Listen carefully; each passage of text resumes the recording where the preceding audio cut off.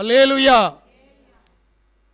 இந்த நாளில் நம்மோடு கூட பேசும்படியாக சர்வ வல்லமையுள்ள தேவன் தெரிந்து கொண்ட வேத பகுதி யோனாவினுடைய புஸ்தகம், அதனுடைய 1வது அதிகாரம் 1 முதல் 10 வரை உள்ள வசனத்தை வாசிக்கப்பட்ட வேத பகுதியில்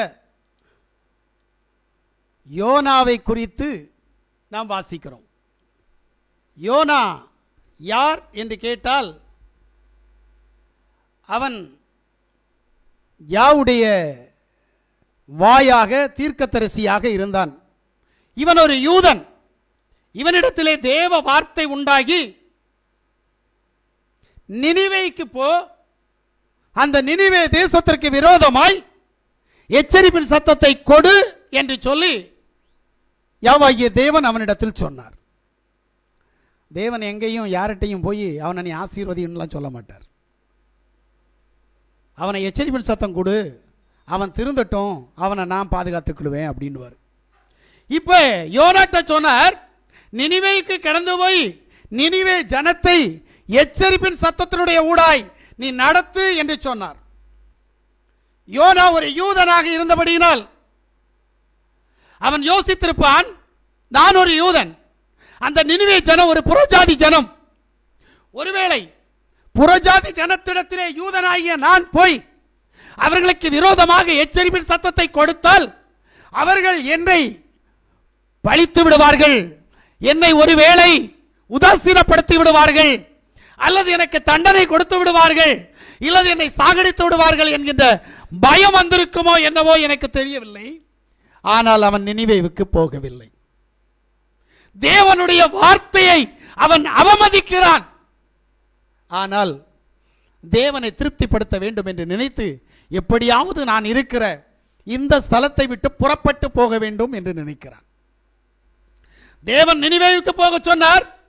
ஆனால் இவன் நினிவேவுக்கு போகாமல் இவனாக தெரிந்து கொண்டு தர்சீசுக்கு புறப்பட்டு போகிறான். தர்சீசுக்கு புறப்பட்டு போகிறவனுக்கு கப்பலிலே பிரயாணம் பண்ணுவதற்கு பண தேவை இருக்கிறது. ஆனால் நினிவேவுக்கு போக வேண்டுமானால் தேவன் அந்த காரியத்தை கண்டிப்பாக அவர் பார்த்திருப்பார். இப்போது டிக்கெட் எடுத்து கப்பலிலே பிரயாணமாக போகிறான். இவன் கப்பலில் ஏறினான். நான் நினைக்கிறேன் இவனுடைய இருதயத்தில் குற்றபோதம் இருந்திருக்கும்.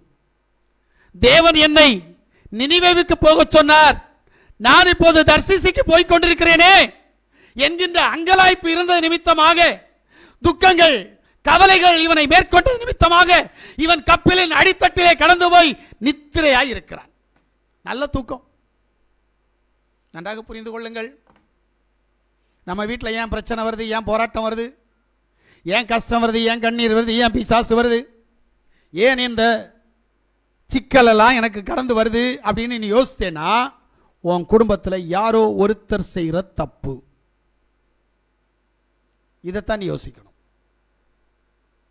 என்னுடைய குடும்பத்தில் இருக்கிற பிரச்சனைக்கு நான் என்ன காரணமாக இருக்கிறேன், நான் எப்படி காரணமாக மாறினேன், நான் என்ன தவறு செய்தேன்.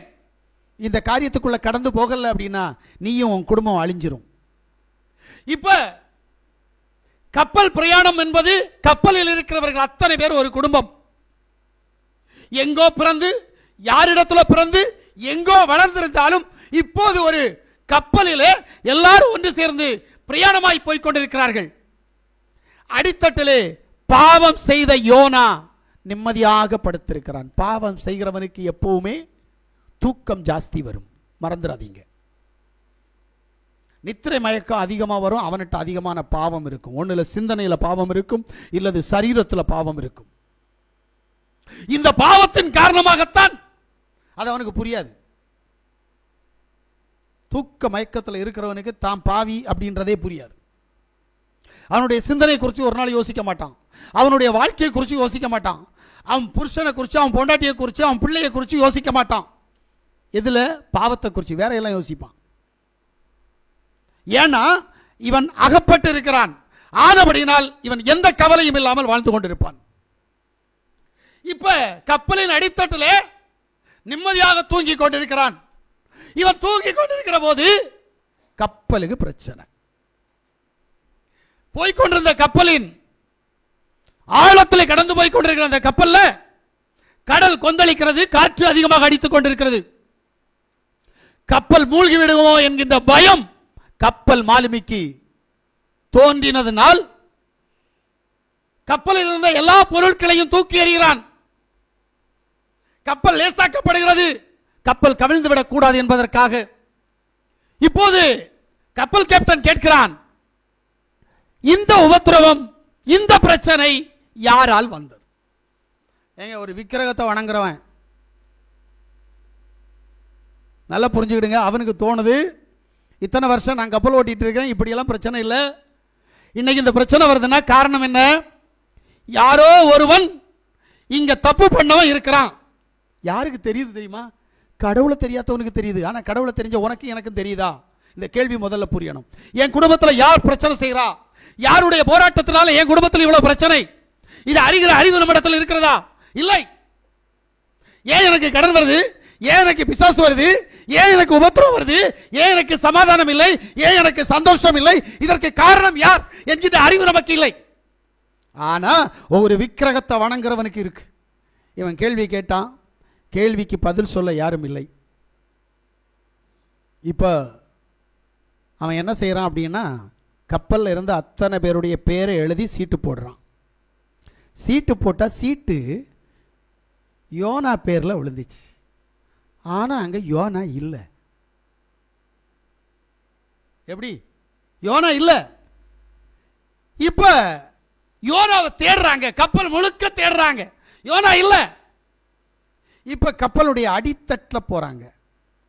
எனக்கு தெரிஞ்சு ஒரு கப்பல்ல 3 என்ஜின் ஓடிட்டு இருக்கும். 3 என்ஜின் ஓடிட்டு இருக்கும். இதுக்கு மேல ஜெனரேட்டர் ஓடிட்டு இருக்கும். நல்லா புரிஞ்சுங்க. அவ்வளவு சவுண்ட் அங்க இருக்கும். நீங்க நினைக்கிற மாதிரியெல்லாம் இல்லை, அங்கெல்லாம் ஏசி இருக்காது. அவ்வளவு சவுண்ட் இருக்கும். அந்த சவுண்டுக்கு மத்தியில் நிம்மதியா தூங்கிட்டு இருக்கார் ஐயா. எங்க பாவம் செய்யறவனுக்கு இதுதான் உண்மை. அவனுக்கு எந்த கவலையும் இருக்காது, அவனுக்கு எந்த பிரச்சனையும் தெரியாது. பார்த்துக்கலாம், இந்த எண்ணத்துல நிம்மதியா தூங்குறான். இவங்க போய் எழுப்புறாங்க. எழுப்புனா ஐயா எழும்பி மேல வர்றார். இப்ப கேப்டன் கேட்கிறாரு, நீ யாரு? வானுமத்தமாக தான் பிரச்சனை வருதுன்னு சொல்லி துண்டு போட்டோம், துண்டுல உன் பேர் விழுந்திருக்குது, நீ யாரு? நீ என்ன ஜாதியான்? இப்ப ஜாதியான்னு கேட்ட உடனே கேட்கிறவங்களுக்கு கொஞ்சம் வித்தியாசம். பார்த்தியா, பைபிளில் கூட ஜாதியை பற்றி சொல்லி இருக்குல்ல அப்படின்னு இருக்கும். ஜாதியை கேட்டா அவன் என்ன பேர் சொன்னா தெரியுமா? அவன் சொன்ன பேர் என்ன தெரியுமா? நான் எபிரேயன். இதுல ஜாதிக்கும் இதுக்கு என்ன சம்பந்தம் இருக்கு? பிரைசியாசுவா, இது உங்களுக்கு இல்லை, இது கேட்குறவங்களுக்கு. பிரைசியாசுவா, ஏன்னா யார் யார் ஜாதியை பற்றி இருக்கிறாங்களோ அவங்களுக்கு. நல்லா புரிஞ்சுடுங்க. இங்க ஜாதி என்கின்ற விஷயம் அவனுடைய தேசத்தை பற்றி அவன் சொல்லுகிறான். நான் ஒரு எபிரேயன், வானத்தையும் பூமியை உண்டாக்கிற சர்வ வல்லவரிடத்திலிருந்து நான் வருகிறேன் என்று சொல்லுகிறான். நல்லா யோசித்து பாருங்க, இதுதான் ஜாதிக்கு அர்த்தம். சரி போங்க. இப்ப இவன் சொல்றான், நான் தான் தப்பு பண்ணேன், நான் தான் பாவி. உங்களுக்கு பிரச்சனை இல்லாம இருக்கணும்னா நீங்க என்ன தூக்கி கடல்ல போடுங்க. 10வது வசனம் சொல்லுது, வாசிங்க. அவங்க அவருடைய சமூகத்தினின்று விலகி ஓடி போகிறவன் என்று தங்களுக்கு அறிவித்ததினால் அந்த மனுஷர் மிகவும் பயந்து அவனை நோக்கி, நீ ஏன் இதை செய்தாய் என்றார்கள். தேவனை அறியாதவர்கள் தேவ சமூகத்தை விட்டு விலகி போகிற யோனாவை கண்டு, இது ஏன் இவ்வளவு உபத்திரவம், இவ்வளவு பிரச்சனைகள் கடந்து வருகிறது, இது என்ன என்கின்ற அங்கலாய்ப்பு அவர்களுக்குள் கடந்து வருகிறது. நன்றாக புரிந்து கொள்ளுங்கள். ஒரு குடும்பத்திலே ஒருவன் தேவ சமூகத்தை விட்டு கடந்து போனால் அந்த குடும்பத்தில் இருக்கிற அத்தனை பேருக்கும் பிரச்சனையே. நீ நினைக்கலாம், அவன் தானே தப்பு பண்ணான், இவன் தானே தப்பு பண்ணான், நமக்கு என்ன, நம்ம ஜெபம் பண்ணா போதும். இல்ல, தகப்பனார் தப்பு செய்தால் அந்த குடும்ப தலைவிக்கும் அந்த குடும்பத்தில் இருக்கிற பிள்ளைகளுக்கும் பிரச்சனை கடந்து வரும். குடும்ப தலைவி பிரச்சனை பண்ணினால் குடும்ப தலைவருக்கும் பிள்ளைகளுக்கும் பிரச்சனை வரும்.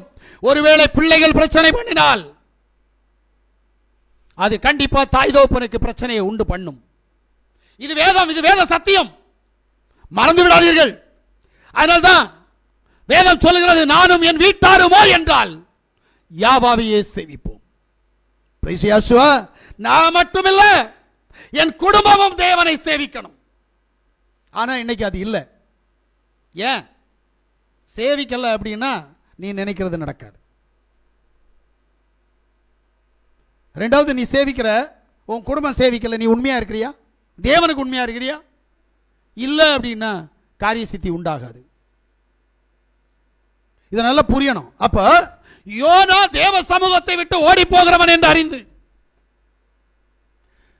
கப்பல் மாலுமிகள் பயப்பட்டது போல உன் குடும்பத்திலும் பயம் உண்டாகும். இப்ப நீயும் செய்ய, குடும்பத்தை விட்டு தூக்கி எறிஞ்சிரு. எரிவியா? அது குடும்பமா செய்யக்கூடாது. நீ சொல்லணும், என்ன இந்த குடும்பத்தை விட்டு நீக்கிருங்க, அப்போ உங்களுக்கு பிரச்சனைன்ட்டு. ஏன்னா யோனா அப்படித்தான் சொன்னார். என்னை தூக்கி கடலிலே வீசுங்கள், உங்களுக்கு இந்த பிரச்சனை முடியும். சொன்னான்ல, சொன்னது போல நடந்துச்சுல, பிரச்சனை தீர்ந்ததுல்லவா? நீ எப்படி பாவம் செய்கிற நீ, தேவ சமூகத்தை விட்டு விலகி ஓடுகிற நீ, உன் குடும்பத்திற்கு பிரச்சனையாக இருக்கிறாய்.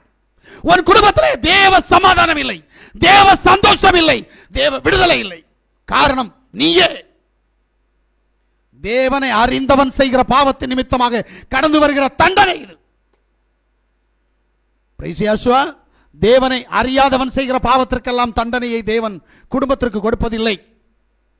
ஆனால் தேவனை அறிந்து, தேவனை விசுவாசித்து, தேவ சமூகத்திற்கு விரோதமாய், தேவ சமூகத்தை விட்டு ஓடி போகிற உன்னை நிமித்தமாய் உன் குடும்பத்திற்கு பிரச்சனை உண்டாகும்.